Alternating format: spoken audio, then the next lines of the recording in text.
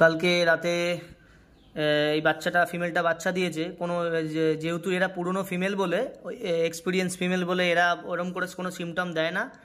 তো হঠাৎ করেই রাত্রেবেলা নর্মাল আমরা খেয়ে দিয়ে ঘুমিয়ে পড়েছি, এ খাঁচায় বাচ্চা দিয়ে বসেছিল। খুব ভালো ফিমেল, পরিষ্কার পরিচ্ছন্ন করে রেডি করে খাঁচায় বসে আছে। সকালবেলা ঘুম থেকে আমরা তো অবাক। তো যাই হোক, 3টে বাচ্চা হয়েছে, 3টেই ফিমেল। এখনও অবধি 3টে বাচ্চা মোটামুটি ভালো আছে। চেষ্টা চালাচ্ছি, যা যা করণীয় আমাদের সব রকমভাবেই করছি, ঠিক আছে?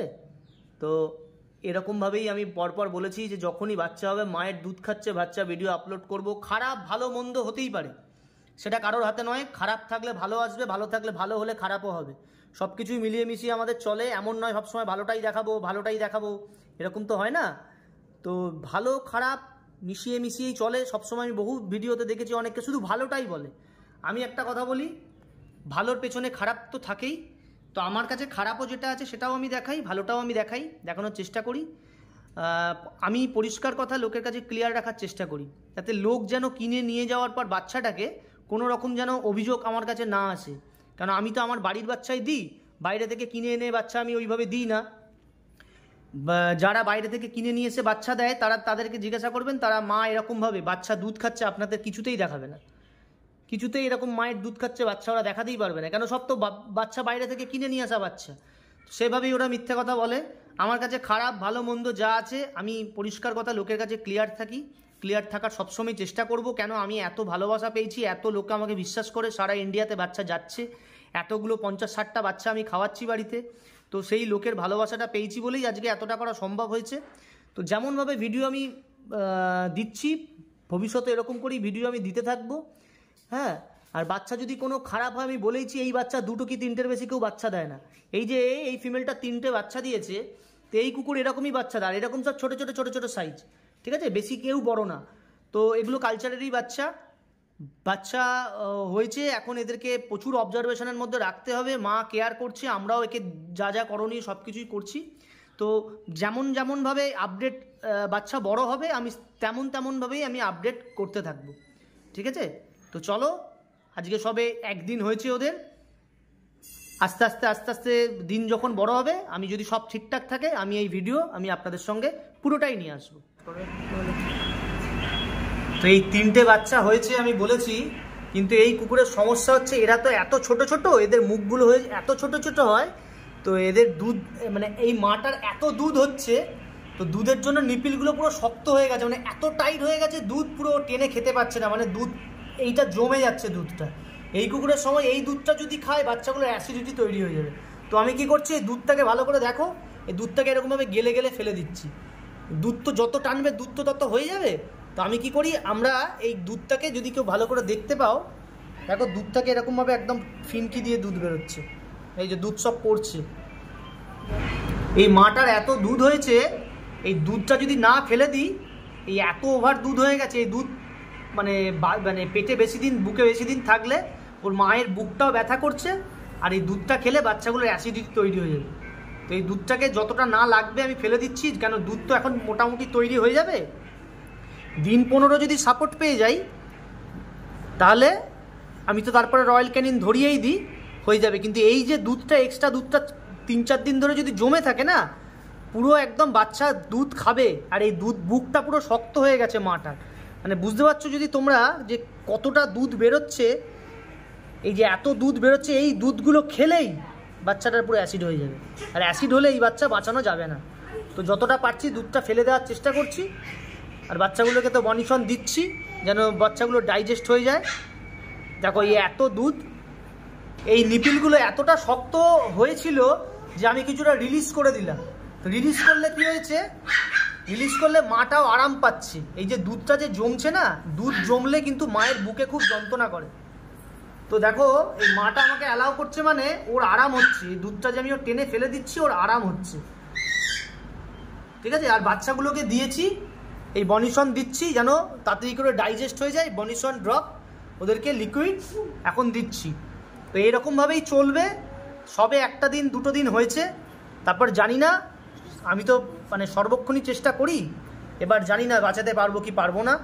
এই যে আমি এতটা খুলে কাজ মানে দেখাচ্ছি লোককে, ভালো খারাপ যাই হোক, এই যে দুধটা পড়ছে একবার দেখো তোমরা, দুধটা পড়ছে দেখো, মাটার এত আরাম হচ্ছে দুধটা রিলিজ করছি বলে, দেখো চোখ বন্ধ করে আমাকে অ্যালাউ করছে। যদি ওর মানে ব্যথা লাগতো ও কিন্তু অ্যালাউ করতো না। এটা একটা কালচারের ফিমেল, ঠিক আছে? এই দেখো দুধটা বেরোচ্ছে, দেখো এই এতটা দুধ বেরোলো। এই দুধটা পুরো ওর দুদিন ধরে জমেছিল। এই যে বাচ্চাদের দেখা, এই অবজারভেশন করে, মুখো মুখো শো শো শো, বুকটা পুরো রিলিজ হচ্ছে। মানে আমি নিজে বুঝতে পারছি, মানে নর্মাল যে বুক থাকে আর এখনটার বুক পুরো তফাৎ, পুরো শক্ত ইট হয়ে আছে। নিপিলগুলো টাইট ছিল, ওটা ফ্রি হয়ে গেল। নিপিলগুলো টাইট ছিল, ফ্রি হয়ে গেল। আর বাচ্চাগুলোর মুখ তো খুব নরম, নিপিলগুলো চুষে খেতে পারবে।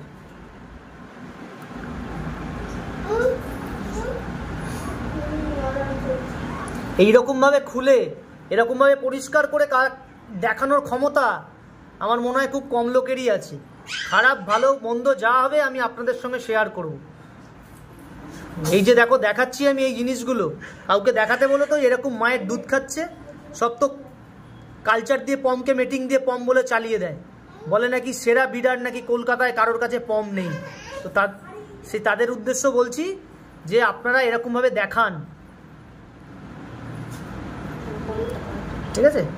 তো দেখো এই এতটা দুধ বেরোলে এই দুধটা পুরো ফেলে দিতে হবে, এই দুধটা কোনো কাজের নয়। এই যে নিপিলগুলো একটু রিলিজ হলো, নিপিলগুলো একটু নরম নরম হয়েছে, ঠিক আছে? তো চলো দেখা হচ্ছে পরে, আবার যখন স্টেপ বাই স্টেপ এগোবো সেভাবে আমি আপনাদের ভিডিও আপলোড করতে থাকবো। চলো, পড়েছে এখন থেকে থেকে ঝড় জল আসছে, বৃষ্টি হচ্ছে বারবার, আবার গরম, এসিও চালাতে পারছি না, এসি চালালে আবার ঠান্ডা লেগে যাচ্ছে। তো সেই জন্য কী হয়েছে, আমি দুদিন একটু কাজে ব্যস্ত ছিলাম। তো এই বাচ্চাগুলোর প্রত্যেক কটা বাচ্চার ঠান্ডা লেগেছে, এত ঠান্ডা লেগেছে পুরো নাক দিয়ে নিঃশ্বাস নিতে পারছে না, ঠিক আছে? এত অবস্থা খারাপ প্রত্যেকটা বাচ্চার। ওই জন্য নেবুলাইজার একটু চালাবো এদেরকে। আমি আগেই বলেছি আমি কীরকমভাবে চালাই সেটা আমি আপনাদের সঙ্গে শেয়ার করেছি, এখনও তাই করলাম। প্রত্যেকটা বাচ্চাকে ধরবো, ধরে এইভাবে নেবুলাইজার একটু করে চালাবো। যারা এই বাচ্চা এত ভোগায়, অনেকেই বলে দাদা ব্রিডিং করব, কিন্তু যদি তুমি এইসব করতে পারো তাহলে ব্রিডিং করো। এত অবস্থা খারাপ, ওষুধেও কাজ করছে না, যা সর্দি লাগার ওষুধ সব দিয়েছি, কোনো রেজাল্ট পাচ্ছি না। ওই জন্য ঠিক করলাম একটু করে নেবুলাইজারটা চালিয়ে দিই, অন্তত বাচ্চাগুলো নিঃশ্বাস নিয়ে একটু শুতে পারবে। সারাটা রাত জেগে জেগে এগুলো করা মানে খুব প্যাথেটিক। কিন্তু যাই হোক, এদের যখন আমি ঘরে রেখেছি এদেরকে তো দেখার দায়িত্বটা আমারই। ওই জন্য কোনো কিছু শরীর টরীর খারাপ হলে কোনো দিন কোনো কিছু মানে এইরকম নয় মিস করে দিই। এদের জন্যই আমি এই মেশিনপত্র সব হাবি যাবি সব কিনে নিয়ে আসা।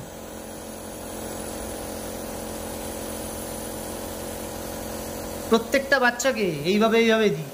আর যারা বাড়িতে বাচ্চা করছো অনেকেই জিজ্ঞেস করে দাদা ঠান্ডা লাগলে কি করব, তাদেরকে বলি আপনারা কিন্তু এটা ইউজ করতে পারেন, এটা কিন্তু খুব ভালো।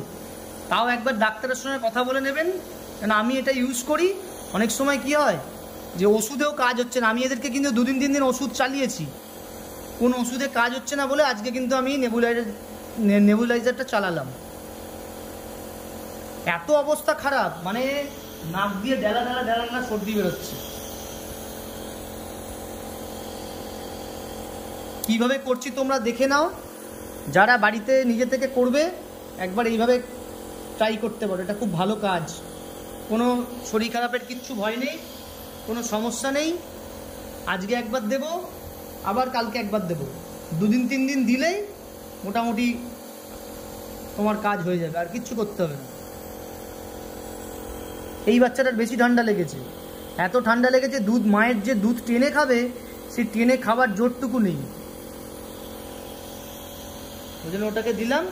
আর এদেরকে আস্তে আস্তে করে হ্যান্ড ফিড সব শুরু করে দিয়েছি, কেন বাচ্চাগুলো বড় হচ্ছে, মায়ের দুধ কম, সেই জন্য দেখো কি সুন্দর এরা নিচ্ছে। দেখো অনেকে বলে দাদা কি হবে, দেখো কি সুন্দর নিচ্ছে, দেখো আমি কিচ্ছু করিনি, জাস্ট খালি নাকে পুড়ে রাখো। যারা ভয় পাও তাদের বলছি ভয় পাওয়ার মতন কিচ্ছু নেই, এটাতে কোনো ভয়ের কিচ্ছু নেই। মেশিনটাকে একবার দেখে না কীভাবে কি চালাবে, প্রত্যেকটা বাচ্চাকে ঘুরিয়ে ফিরিয়ে দাও। অনেকে ভাবে কি হবে না হবে, কিচ্ছু হবে না। এটা মানুষের বাচ্চারাও নেয়, মানুষেরাও নেয়, সেটা তো সবাই জানেনি।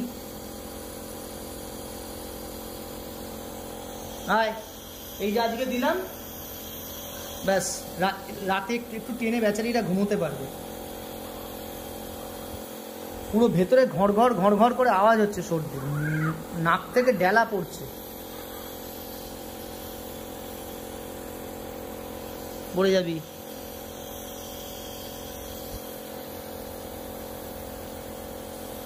দেখো কি আরাম পাচ্ছে ও।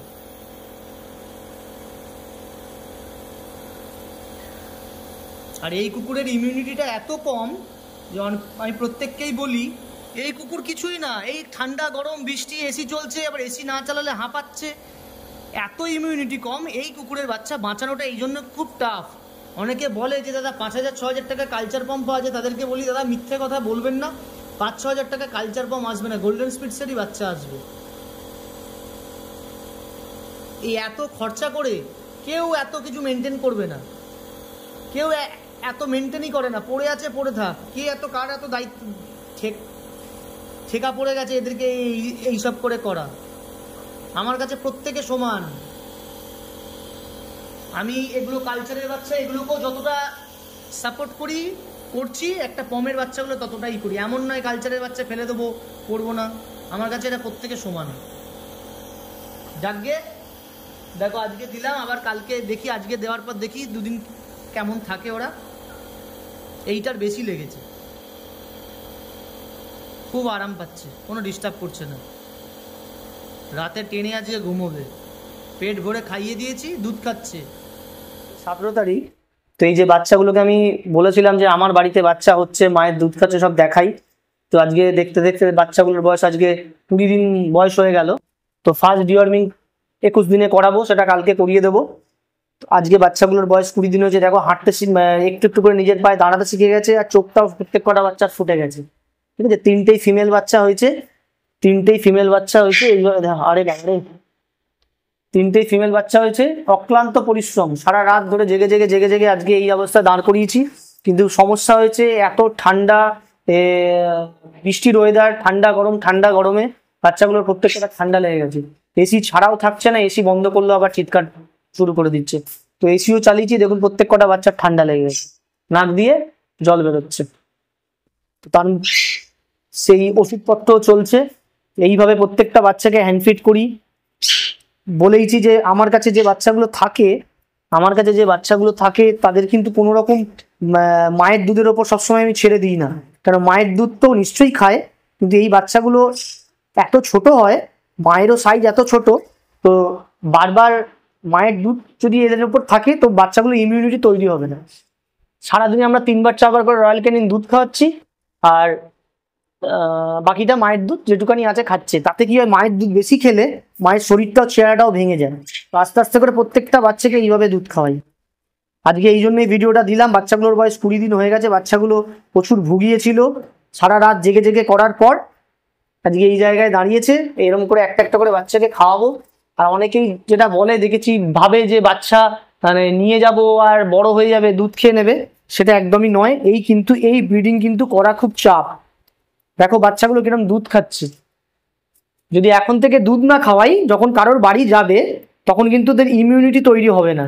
তো ওই জন্য রয়্যাল ক্যানিন দুধ খাওয়াই।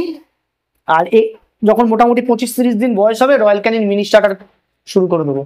প্রত্যেকটা বাচ্চাকে এইভাবেই আমাদের করা হয়। ওই জন্যই বাচ্চা আমি আরামসে এতগুলো বাচ্চা আমি হ্যান্ডেল করতে পারি না। কেন, এই কুকুর ছোট কুকুর, কেউ যদি ভাবে যে এখান থেকে শর্টকাট মেরে বেরিয়ে যাবো, তাদেরকে একটা কথা বলি, এই কুকুরে কিন্তু শর্টকাট মারা সম্ভব নয়। আপনি সব রকম ব্রিড পাবেন সস্তায়, কিন্তু এই ব্রিডটা কিন্তু আপনাকে কেউ সস্তায় দেবে না। এত খাটনি, এত পরিশ্রম, আর এত তোমাকে লেবার দিতে হবে না, মানে বলার বাইরে। প্রত্যেকটা বাচ্চাকে কিন্তু আমরা এইভাবে খাওয়াই। দেখো কি সুন্দর নিজে চকচক করে দুধগুলো খাচ্ছে।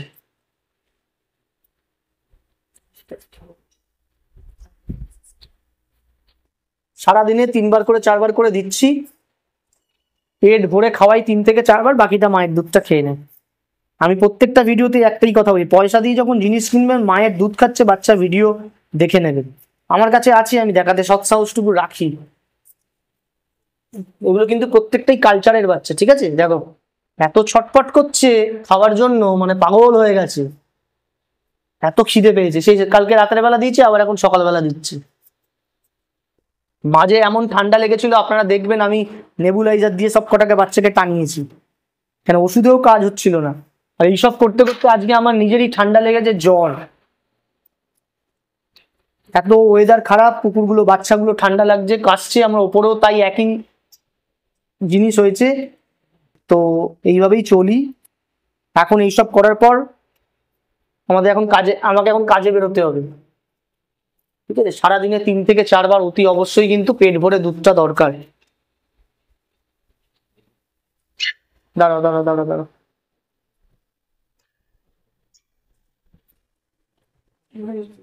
ঠিক আছে? তো চলো বন্ধুরা, তোমাদের কেমন লাগলো আমাকে বলো, ঠিক আছে? কেমন লাগলো বলো। ভিডিওটা আর বেশি বড় করছি না। এই যে মজা, এই যে এদেরকে ছোট থেকে যে নিজের হাতে বড় করেছি, এগুলোকে নিয়ে সামনের বারে শোয়ের মাঠে যাব, এই যে এগুলোকে নিয়ে প্রত্যেকটা বাচ্চাকে দেখুন, নিজের হাতে করে তৈরি করা বাচ্চা, ঠিক আছে? এগুলোকে নিয়ে যে আমরা করেছি, এই পয়সা দিয়ে কিনে যারা বিক্রি করে, সেই মজাটা তারা বুঝবে না। প্রত্যেকটা বাচ্চাকে ডে 1 থেকে আজকে হাতে করে বড় করা। এরা সবকটা বাচ্চা আমার বাড়িতে থাকবে, ঠিক আছে? এই সাদা বাচ্চা দুটো আছে। আর একটা লাস্ট কথা বলি, সেটা হচ্ছে এই বাচ্চাটা আমার বুক হয়ে গেছে। সাদা বাচ্চা দুটো আছে, খুব ভালো কোয়ালিটির বাচ্চা, প্রচুর লোমের কোট, দুটোই ফিমেল বাচ্চা। যারা ইন্টারেস্ট আছো, সাদা কালচার চাও, অনেকে শর না ফ্রুটি শর, তুই তো দুধ খাবি না এখন, তুই তো বাবা মাংস খাস, ভাত খাস। যারা ইন্টারেস্ট থাকবে, দুটো সাদা কালচার আছে, তাদের আমি দিতে পারবো, ঠিক আছে? বিভৎস লোমের কোট এসছে, এখনই একদম লোম ঠাসা, এখনো কিচ্ছু হয়নি। 50 দিন যখন বয়স হবে তখনই কিন্তু বাচ্চাগুলোকে আমি দেবো, তার আগে কিন্তু বাচ্চা দেবো না। চলো, ভিডিওটা বেশি বড় করলাম না, কেমন লাগলো তোমরা অতি অবশ্যই জানিও। ভিডিওটা এখানেই শেষ করছি, টাটা।